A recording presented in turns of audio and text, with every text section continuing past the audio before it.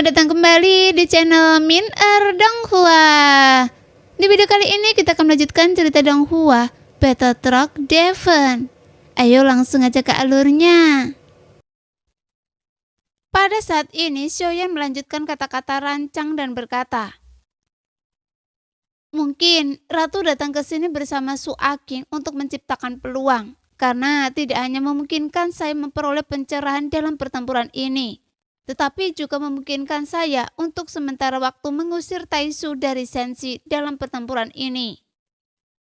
Hanya saja, meskipun Xiaoyan sebenarnya yang melakukannya, tapi dia juga membayar mahal.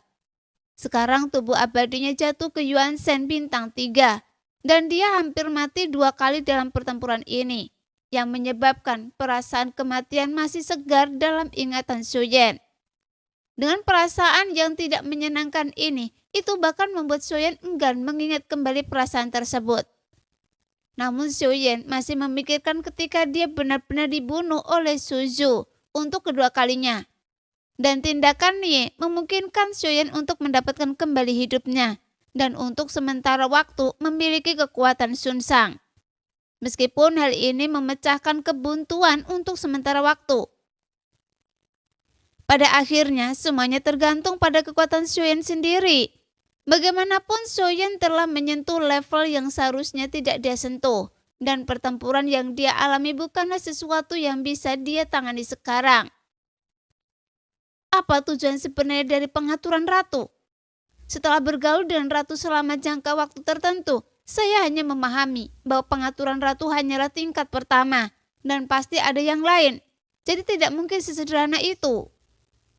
Sambil memikirkan hal ini, Xiaoyan melihat semua yang ditempati oleh Taisu di sekitarnya. Semuanya telah diselimuti pasukan alam dewa kuno, dan mereka mulai terorganisir dengan tertib, dan segala sesuatu yang dapat dikemas telah dikemas.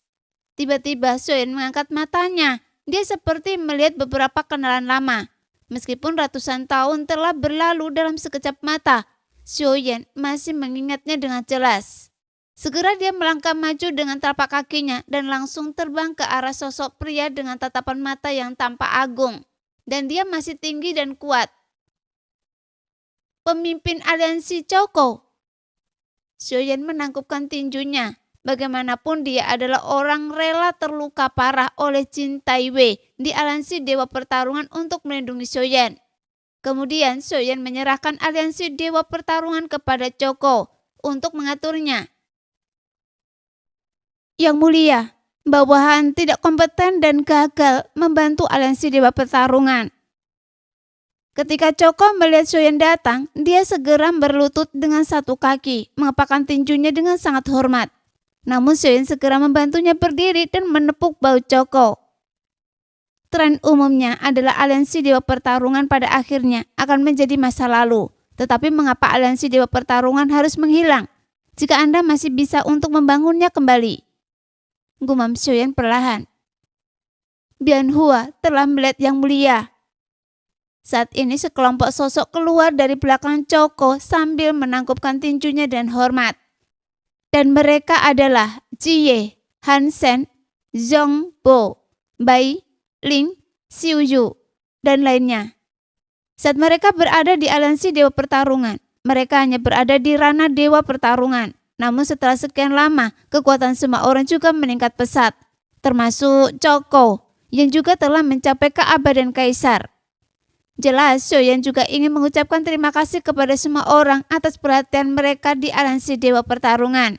Jadi saat melihat wajah-wajah familiar di depannya, Xiaoyan dengan sungguh-sungguh mengepakkan tinjunya. Meskipun setelah ribuan tahun belum sekuat Dewa Abadi, tapi bagi Xiaoyan terkadang hanya sekedar retret dan bisa dihabiskan dalam sekejap. Pada saat ini, Jie berjalan ke depan dan meletakkan lengannya tepat di bahu Xiaoyan. Kemudian dia mengusap kelembutan di dadanya. Tapi sepertinya dia tidak pernah peduli bahwa dia adalah seorang wanita. Bagaimanapun, dia juga pernah mandi bersama dengan Xiaoyan. Jadi mereka lebih akrab satu sama lain. Benar saja, Anda belum berubah. Bahkan Anda masih sangat rendah hati dan menyenangkan. Menghadapi Jie yang murah hati, Xiaoyan tersenyum pahit. Dia pernah merasa terlalu tidak terkendali, tapi sekarang dia merasa sangat akrab dan hangat. Senang rasanya bisa bertemu dengan teman lama. Saat kedua berbicara, banyak mata yang menatap Jie dengan sedikit tidak wajar. Bagaimanapun tingkat kultivasi Xiaoyan saat ini telah jauh melebihi tingkat mereka, jadi kesenjangan ini tidak dapat dihindari. Xiaoyan adalah mantan pion dan sekarang menjadi dewa yang hanya bisa mereka hormati. Ketika mereka melihat ke atas, ini bahkan bukan pertama kalinya mereka melihat Xiaoyan, tapi mereka memilih untuk menundukkan kepala di lautan luas manusia. Dan mereka bahkan berpikir bahwa mereka tidak akan pernah memiliki kesempatan untuk berbicara dengan Xiaoyan. Kita semua adalah teman baik, melakukan sesuatu bersama, bahkan mandi pun bersama. Setelah semuanya tenang, suara Xiaoyan pelan keluar yang membuat mereka semua sangat terkejut. Jelas mereka tidak pernah menyangka bahwa Xiaoyan bukan hanya tidak marah, sebaliknya dia menunjukkan senyuman hangat. Seolah-olah mereka tidak merasakan perbedaan apapun pada temperamennya karena peningkatan kekuatannya. Namun saat Jie mendengar ini, dia langsung tertawa terbahak-bahak. Kemudian dia menatap Xiaoyan dengan tulus dan mengangguk berulang kali. Sekarang, bintang Hongmeng dan aliansi dewa pertempuran sudah tidak ada lagi. Namun, ini adalah tempat di mana banyak orang kuat di Shenxi dapat dibudidayakan. Jadi aliansi dewa pertarungan tidak bisa dihilangkan begitu saja. Semuanya, jika Bian Hua dapat membentuk kembali aliansi dewa pertarungan, saya akan mengalokasikan sumber daya yang cukup kepada mereka untuk merekrut putra-putra berbakat dunia Shenxi, sehingga mereka dapat memiliki tempat untuk berlatih dan maju. Kata Xiaoyan dengan serius, karena baru sekarang Xiaoyan mengerti mengapa Sun Shang mendirikan aliansi dewa pertarungan? Karena pada saat Sun Shang masih memimpin semua bintang di seluruh dunia Shenxi, aliansi dewa pertarungan bisa menjaga keseimbangan mereka, membuat hubungan antara bintang dan para dewa menjadi lebih stabil. Meskipun masih ada persaingan, tetapi dengan cara ini dunia Shenxi bisa terus menumbuhkan banyak jenius untuk menjadi lebih kuat. Karena dengan menumbuhkan lebih banyak orang-orang yang berbakat menjadi lebih kuat, dia dapat mempertahankan dunianya pada posisi terdepan. Dengan kekuatan dan sarana yang kuat dapat digunakan. Hanya saja karena kematian Sun Shang, dunia Shenxi telah memasuki periode kekosongan dan kemunduran. Sehingga memberi Taishu kesempatan untuk mengerahkan kekuatannya untuk menyerang dunia Shenxi. Namun sebenarnya bukan karena dunia Shenxi menjadi kurang kuat, tapi dia membutuhkan pemimpin yang kuat. Bagaimanapun dunia Shenxi saat ini bisa dikatakan, dia tidak memiliki pemimpin. Jika bukan karena ratu yang mengambil alih tugas ini, maka seluruh dunia Shenxi sudah lama runtuh. Jadi Xiaoyan perlu mengerahkan kekuatan di sekitarnya untuk menyalurkan sumber daya di dunia Shenxi secara bertahap. Selama Yang Mulia memerintahkan, kami akan membangun aliansi dewa pertarungan untuk bangkit kembali, kata Choko dengan serius. Bagaimanapun sebagai pemimpin aliansi pertarungan dewa, Choko secara pribadi ditunjuk oleh Xiaoyan. Jadi dia dan orang-orang dari Bian Hua segera menangkupkan tangannya. Pada saat ini ada banyak anggota Bian Hua dan Xiaoyan belum pernah melihat mereka sebelumnya. Karena hanya mereka yang pernah berhubungan dengan Xiaoyan selama di aliansi dewa pertarungan yang memiliki kesan terhadap mereka. Tapi tidak ada keraguan bahwa mereka semua setia pada Xiaoyan. Lagi pula Choko memiliki pengalaman, jadi tidak perlu khawatir tentang detail spesifiknya. Dia akan memimpin Bian Hua untuk membangun kembali aliansi dewa pertarungan. Selama ada sumber daya yang cukup, kemakmuran aliansi dewa pertarungan dapat dipulihkan dalam waktu 1000 tahun. Tepat ketika Xiaoyan sedang membuat beberapa pengaturan, tiba-tiba terdengar suara siulan di kejauhan. Dan sesosok tubuh tinggi dengan sosok cantik duduk di bahunya. Saya sudah lama tidak melihat senior. Pada saat ini, Dong Haiyuan mendukung Lai Ji. Jelas di antara kedua orang yang datang, salah satunya adalah sosok yang familiar. Jadi Bian Hua segera menyingkir dengan bijaksana. Saya tidak menyangka Anda masih hidup. Lei Ji yang berada di bawah Dong Haiyuan berkata sambil menatap ke arah Xiaoyan. "Saya hanya beruntung masih hidup," kata Xiaoyan sambil tersenyum. Bagaimanapun dia juga mengetahui bahwa Lei Ji hanya menggodanya. "Hei, lama tidak bertemu, sekarang Anda menjadi begitu kuat.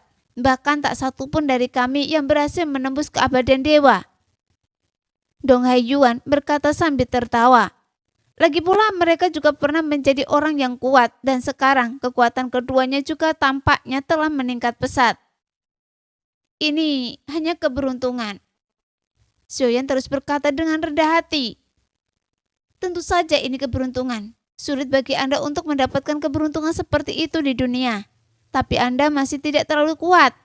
Jika saya jadi Anda, maka saya mungkin lebih kuat daripada Anda sekarang."